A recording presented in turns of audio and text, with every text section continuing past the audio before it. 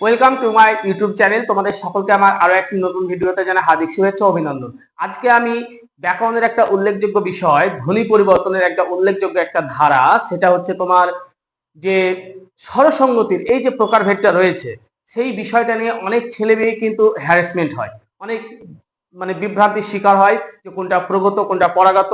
এই বিষয়টা নিয়ে কিন্তু অনেকেই সমস্যার সম্মুখীন হয়। তো চলো আজকের এই ক্লাসটা তাদের জন্য।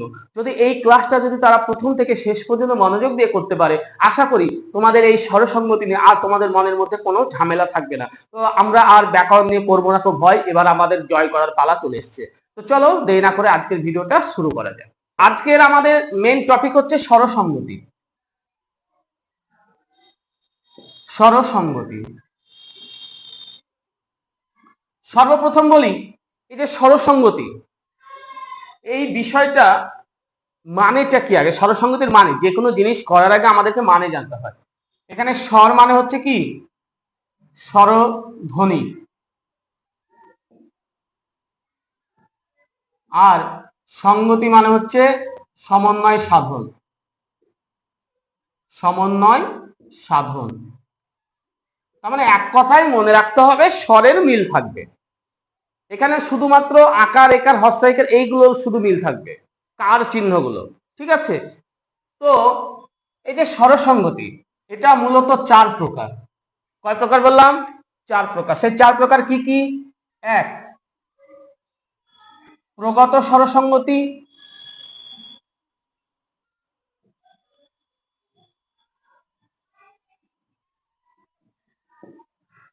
পরাগত স্বরসঙ্গতি।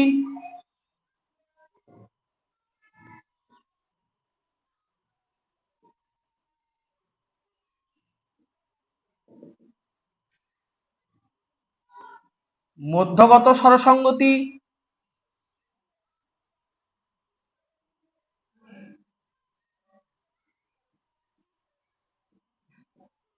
আর 4 নম্বর হচ্ছে অন্যান্য স্বরসঙ্গতি।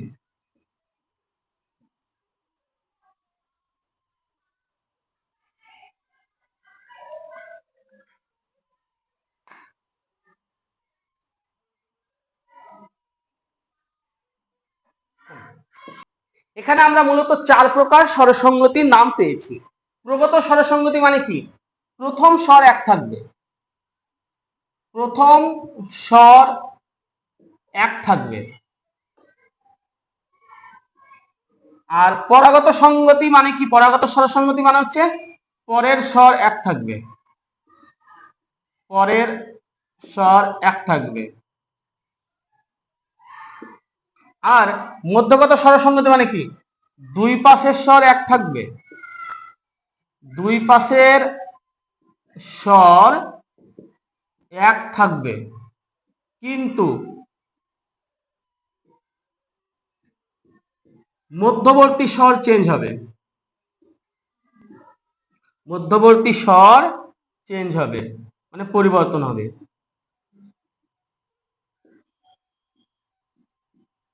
আর অন্যান্য স্বরসঙ্গতি মানে কি? টোটালটা চেঞ্জ হয়ে যাবে, মানে কি? এটা ফুললি চেঞ্জ, ফুললি চেঞ্জ। বিশেষ করে এখানে মনে রাখতে হবে, একসাথে দুটি স্বরই পরিবর্তন হবে, একসাথে দুটি স্বর পরিবর্তন হবে।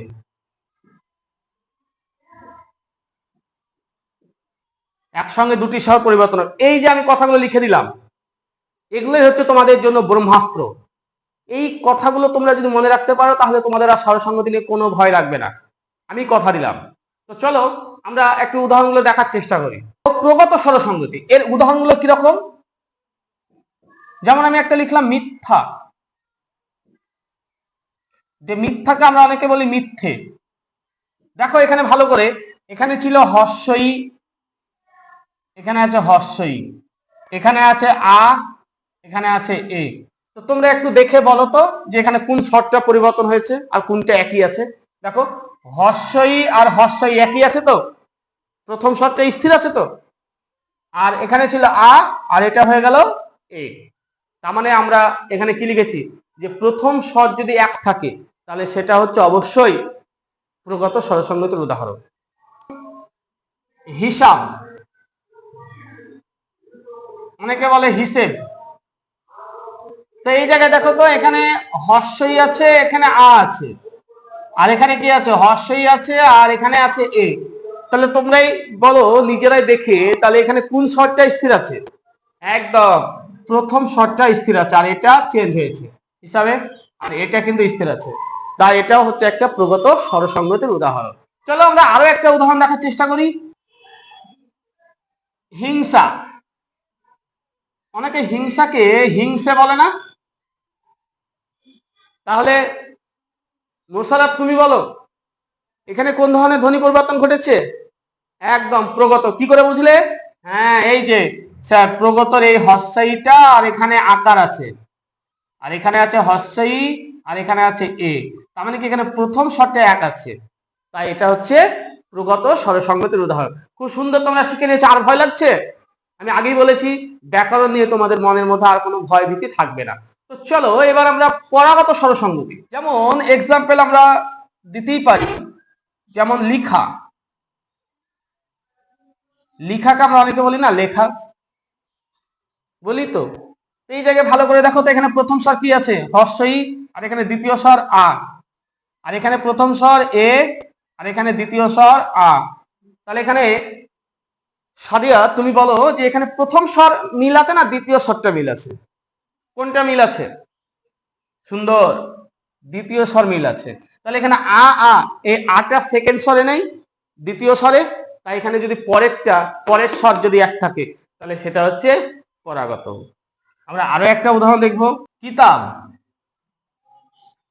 কিতাবকে আমরা অনেকে বলি না কেতাব। দেখো এই জায়গায় ভালো করে, এখানে প্রথম স্বর কি? হর্ষই, দ্বিতীয় স্বর আ, এখানে প্রথম স্বর এ, দ্বিতীয় স্বর আ। তাহলে এখানে কোনটা মিল আছে? এই যে আ আ, দ্বিতীয় স্বর মিল আছে, আর প্রথম স্বরটা মিলছে? মিলছে না। তাই এটা হচ্ছে একটা পরাগত স্বরসংগতির উদাহরণ। চলো আমরা আরো একটা উদাহরণ দেখার চেষ্টা করি। বিড়াল। আমরা বিড়ালকে অনেক সময় বেড়াল বলি। দেখো তো এখানে ভালো করে, প্রথম স্বর কি? হর্ষই, দ্বিতীয় স্বর আ, প্রথম স্বর কি? এ, দ্বিতীয় স্বর আ। তাহলে কোনটা মিলছে সুজয়? একদম দ্বিতীয় স্বরটা মিলছে। তাহলে এই যে দ্বিতীয় স্বরটা মিলে যাচ্ছে, পরেরটা মিলে যাচ্ছে, দেখো পরের স্বর এক থাকবে, তাহলে এগুলো হচ্ছে পরাগত। এবার আমরা দেখবো যে মধ্যগত কোনগুলো।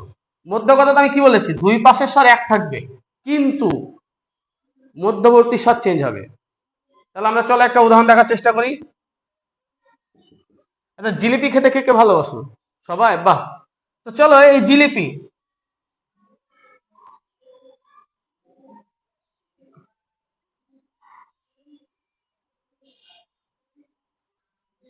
দেখো এখানে ভালো করে, এখানে হর্ষই, হর্ষই, হর্ষই আছে, এখানে কি আছে? হর্ষই আকার, হর্ষইকার।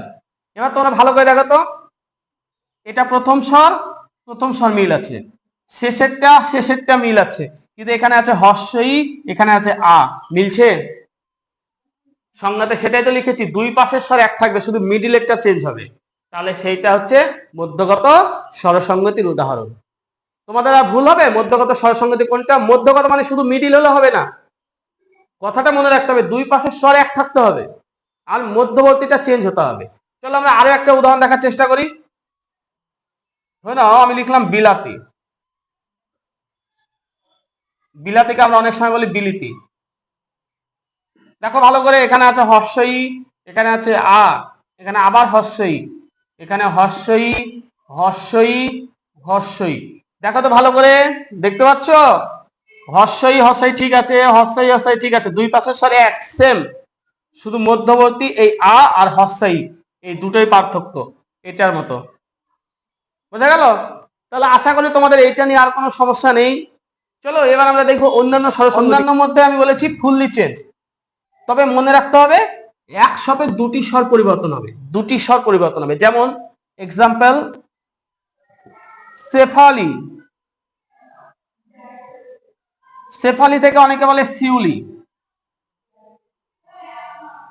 দেখো এখানে, এখানে আছে এ, এখানে আছে আ, এখানে আছে হর্ষই আছে, আর এখানে আছে হর্ষই, এখানে আছে হর্ষৌ, আর এখানে আছে হর্ষই।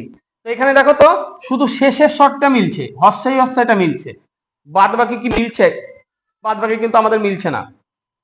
তো এখানে দেখো তো শুধুমাত্র শেষের শর্টটা মিলছে, মিলছে তো, কিন্তু এ এখানে হর্ষ হয়েছে, মিলছে না। আ আছে এখানে হর্ষ হয়ে গেছে, তার মানে কি এখানে এই দুটো স্বর চেঞ্জ হয়েছে, শুধুমাত্র হর্ষ এটা মিলছে। তাই এটা হচ্ছে একটা পারফেক্ট অন্যান্য স্বরসংগতির উদাহরণ। বেচে, বেচেকে আমরা অনেক সময় বলি বেচি। দেখো এই জায়গায় এখানে আছে এ, এখানে আছে এ, আর এখানে হয়ে গেছে হর্ষই, এখানে হয়ে গেছে হর্ষই। তাহলে এখানে দুটোই চেঞ্জ হয়েছে, তাই আমরা খুব সহজেই বুঝতে পারছি যে এটা হচ্ছে একটা অন্যান্য স্বরসংগতির উদাহরণ। বোনা, এখানে একটা শব্দ লিখলাম বোনা, এই বোনাকে আমরা অনেক সময় বলি বুনি। আমি না বললে, তুমি না বললে, কেউ না কেউ তো বলে, কারণ এটা তোমার আর আমার মুখের ভাষা নিয়ে কিন্তু ধ্বনি পরিবর্তন নয়, সবার মুখের ভাষা। এখানে দেখো ও আছে, এখানে আছে আ, আর এখানে হয়ে গেল কি হর্ষও, আর এখানে হয়ে গেল হর্ষই। দেখো দুটোই পাল্টে গেছে, তাহলে বোঝাই যাচ্ছে যে এটা হচ্ছে একটা পারফেক্ট অন্যান্য স্বরসংগতির উদাহরণ। বোঝা গেল? আচ্ছা বেশ। তো কেমন লাগলো আজকের আলোচনা সেটা অবশ্যই কমেন্ট করে জানাবে। যদি ভিডিওটা ভালো লাগে তাহলে অবশ্যই একটা লাইক, কমেন্টস ও বন্ধুদের মধ্যে শেয়ার করে দিবে। আর পরবর্তী তোমাদের কোন ভিডিও লাগে সেটা অবশ্যই কমেন্ট করে জানাবে। আজকের মতো এটুকুই, দেখা হচ্ছে পরবর্তী কোনো ভিডিওতে, ততক্ষণের জন্য ধন্যবাদ।